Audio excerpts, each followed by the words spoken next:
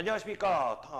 앵콕학원 통합사회와 한국사를 담당하고 있는 남택범입니다. 자, 이번 여름방학을 대비해서 이제 앞으로 우리 고1 친구들이 2학기 때 학습하게 될 통합사회 2 그리고 한국사 2 과목의 집중반을 운영할 계획입니다. 자, 이 집중반에서는 어떠한 내용들을 다루고 있고 어떻게 학습할 것인지 간략하게 여러분들에게 전달해 드리고자 하겠습니다.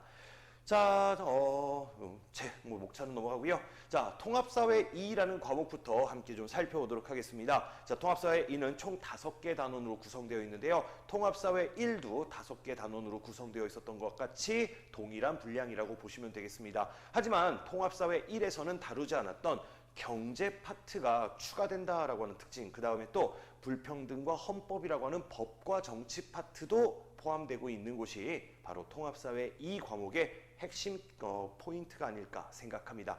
자, 그럼 이 통합사회 2가 이제 중간 기말고사로 나눠져서 절반씩 어느 정도 시험 범위를 형성하게 될 텐데, 이때 아이들이 공부할 수 있는 시간은 한정되어 있고, 그리고 또 이 내용들을 학교마다 심화시키는 방향과 깊이는 다 다른 상황에서 어떻게 대비할 것인가. 그래서 가장 기초적인 내용들에 대해서 같이 한번 살펴보는 수업이 바로 우리 통합사회 집중반이라고 보시면 되겠습니다. 자, 각 단원별로 어떠한 특징들을 갖고 있는지, 어떤 분야로 좀 더 확장할 수 있는지, 또는 어떤 내용들로 구성되어 있는지를 같이 한번 살펴보도록 할게요. 자, 첫 번째 1단원은 인권과 헌법이라고 하는 단원이 되겠습니다. 이 단원은 기존 사회교과의 세계사, 정치와 법, 그리고 윤리라는 과목들이 복합적으로 녹여져 있는 단원이라고 보시면 되겠습니다. 자, 단원 핵심 키워드로는요, 프랑스 혁명, 영국 혁명, 그리고 미국 독립혁명이라고 하는 3대 혁명과 독일의 바이마르 헌법, 그리고 현대 헌법에서 보장하고 있는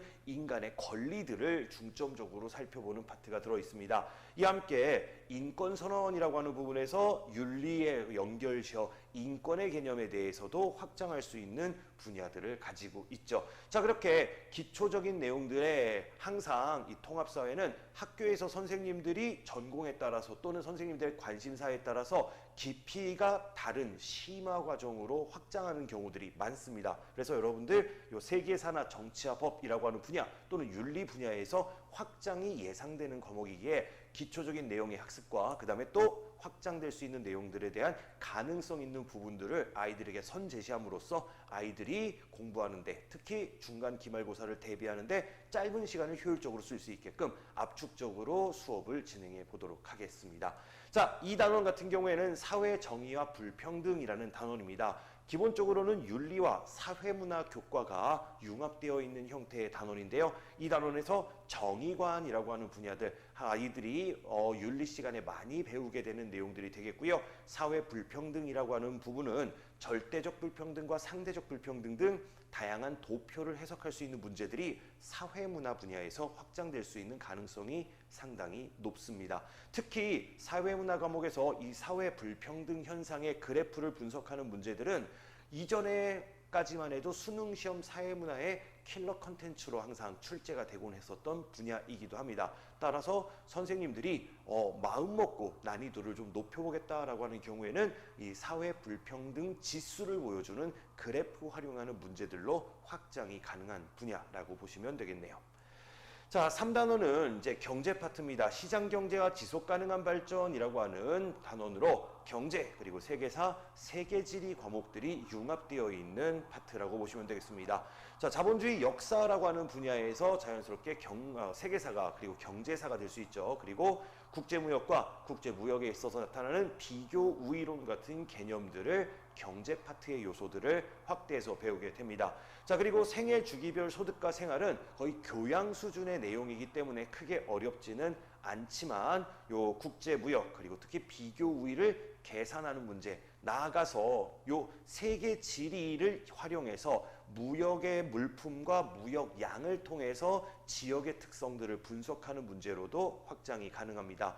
자, 그리고 좀 더 경제 파트를 심화하게 되면은 GDP나 GNP 같은 국내 총생산 개념을 활용해서 그 국가의 수임 액수 같은 것들을 구하는 문제들로도 확대 가능성이 높은 파트라고 보시면 되겠네요. 특히 그래서 이 국제무역과 비교 우위론 분야에서 경제와 세계지리 분야, 세계지리의 경제지리 분야들을 확장할 수 있는 가능성이 상당히 높은 단원이라고 보시면 되겠습니다.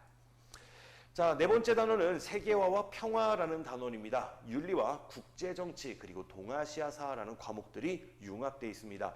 이 중에 국제정치라는 과목은 일반적으로 수능 과목은 아니고요. 우리 그 국제고등학교라고 하는 특목고등학교에서 보통 수업이 이뤄지는 과목들인데 이 과목의 기본 개념들이 확장되는 경우들이 상당히 많습니다. 그러니까 국제 외교에 있어서 현실론이냐 또는 이상주의냐 같은 사상들을 함께 한번 살펴보는 단원들로 확장될 수 있다라는 것들. 주요 내용으로는 이제 세계화란 무엇인가, 국제 무역론에 대해서 기초적인 내용들을 살펴보고요.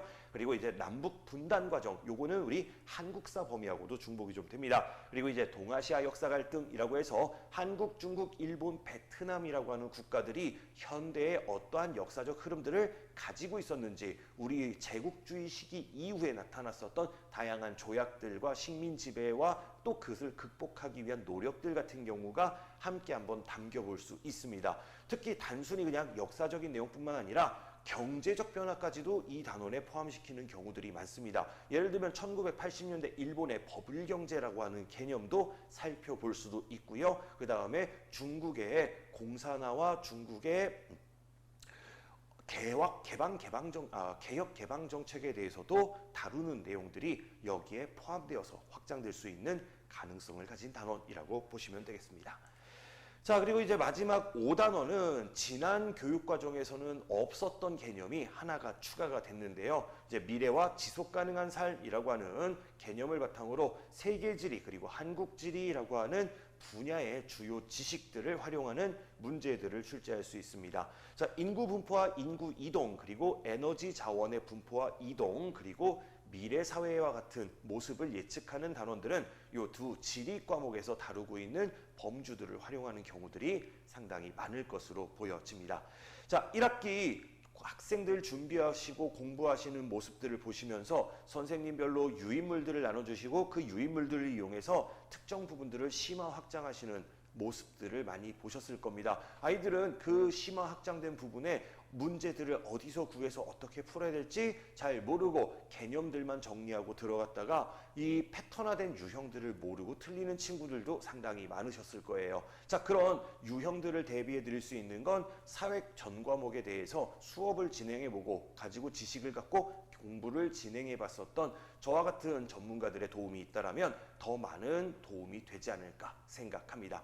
자, 그래서 통합사회라고 하는 과목들에 대해서는 결국 학교별로 선생님들이 어느 분야를 어떻게 심화할 것인가, 기초적인 내용들을 얼마나 잘 다지고 거기에 선생님들의 심화 포인트들을 얼마나 대비하고 연습하는가, 이 두 가지를 핵심이라고 봐주시면 되겠습니다. 그 두 가지의 기본과 맛보기 그리고 또 예상되는 부분들을 미리 경험해 볼 수 있는 시간으로 바로 집중반을 5주 특강으로 운영해 보도록 하겠습니다. 따라서 많은 관심들을 가져주시면 좋을 것 같네요.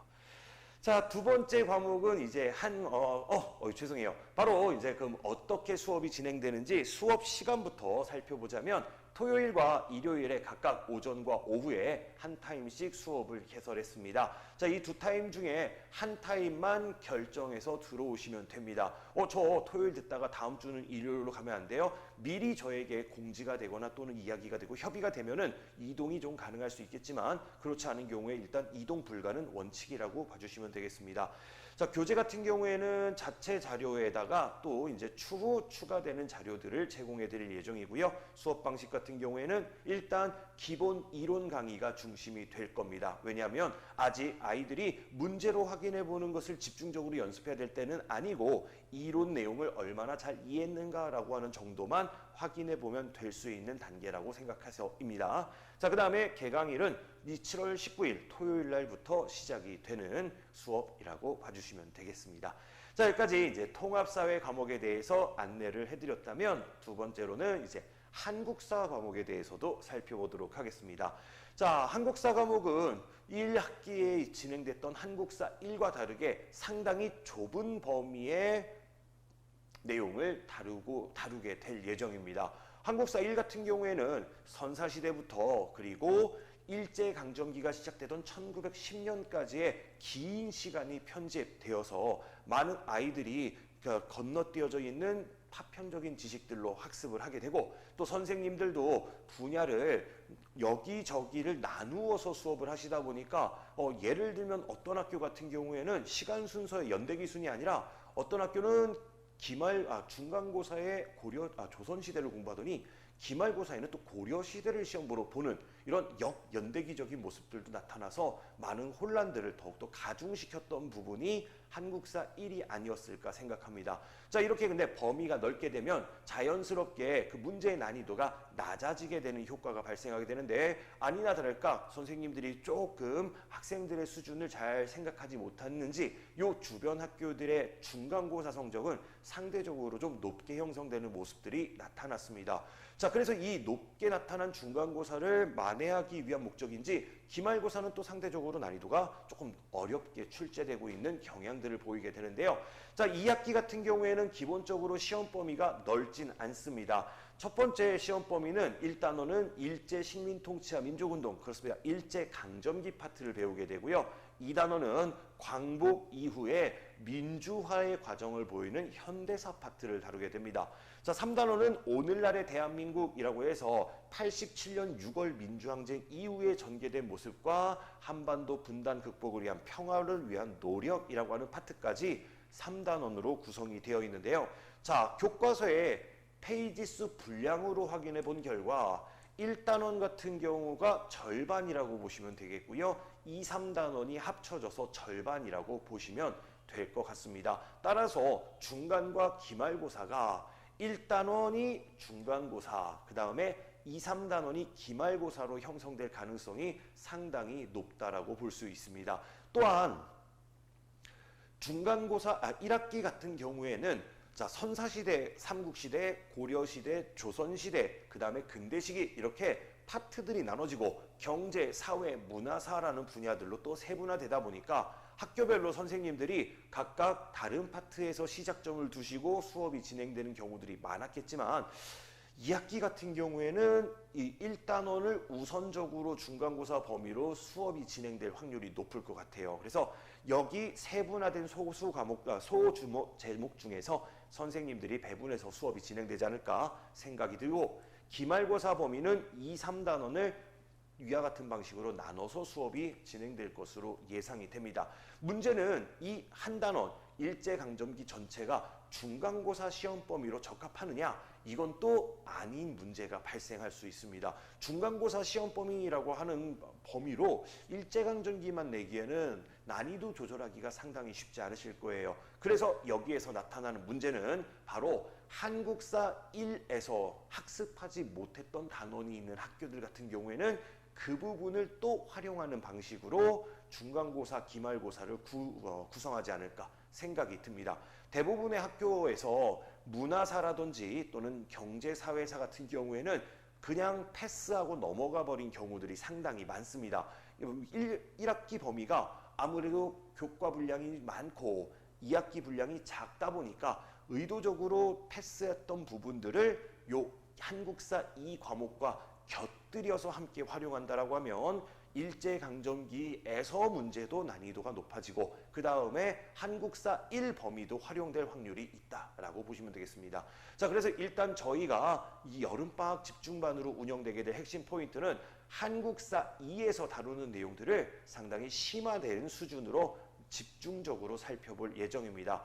지금 여기에 있는 내용의 교과 내용만으로는 아이들이 충분히 문제로 구성되는 걸 다 풀지 못할 확률이 상당히 높은 상황이기에 기존 교과서 문제, 교과서의 범위보다 조금 더 깊이 있는 내용들을 중심으로 수업을 진행해 보도록 하려고 합니다. 아무래도 지난 교육과정이 더 어려운 교육과정이었고 그리고 좀 더 어려운 교육과정 09년 교육과정 같은 경우에도 제가 이제 수업을 진행해 봤었던 경험과 자료들을 가지고 있기 때문에 그런 것들을 바탕으로 조금 더 난이도 있게끔 디테일하고 두텁게 일제강점기 그리고 현대사를 미리 준비해 보도록 하겠습니다. 자, 그럼 미리 준비된 현대사와 일제강점기를 바탕으로 혹시 모를 시험에 이 한국사 1단원이 합류하고 추가가 된다 하더라도 아이들이 그 부분을 유연하게 대처할 수 있도록 중간 기말고사 프로그램들을 또 같이 운영을 연계해서 진행해 보도록 하겠습니다. 자, 그럼 이 한국사 수업은 어떻게 진행이 되느냐? 자, 마찬가지로 요일은 토요일과 일요일 우리 통합사회 수업과 교차해서 시간을 설정해 두었습니다. 토요일에 2시부터 6시, 일요일은 9시부터 1시 타임으로 수업이 진행되고요. 교재 역시 제가 자체 제공되는 자료들로 수업을 진행하도록 하겠습니다. 수업 방식도 기본 이론 수업이 중심이 될 거고요. 그리고 그 기본 이론 수업의 간단한 확인 학습으로 진행을 해보도록 하겠습니다. 자, 이렇게 진행되게 될 한국사와 통합사회라고 하는 두 과목의 집중반, 여러분들 이 1학기 수업을 대비하기 위해서 지난 겨울에 윈터 과정으로 다양한 수업들을 미리 들어두셨을 겁니다. 이번에 여름방학 역시도 2학기 대비 수업들로 썸머 특강들을 많이 고려하고 계실 텐데요. 성북 지역에서 지난 1학기 동안에 다양한 학교들의 학생들을 살펴보고 또 같이 연구하고 같이 탐구해봤고 학교의 선생님들의 특성들을 고민해봤었던 저와 함께 수업을 진행해 보시면 어떨까 생각합니다. 자, 언제든지 궁금하신 부분들이 있으시면요 학원 측으로 문의를 주신다면 적극적으로 답변을 해드리도록 노력해 보겠습니다. 자, 지금까지 통합사회 집중반 그리고 한국사 집중반에 대한 간단한 안내였습니다. 감사합니다.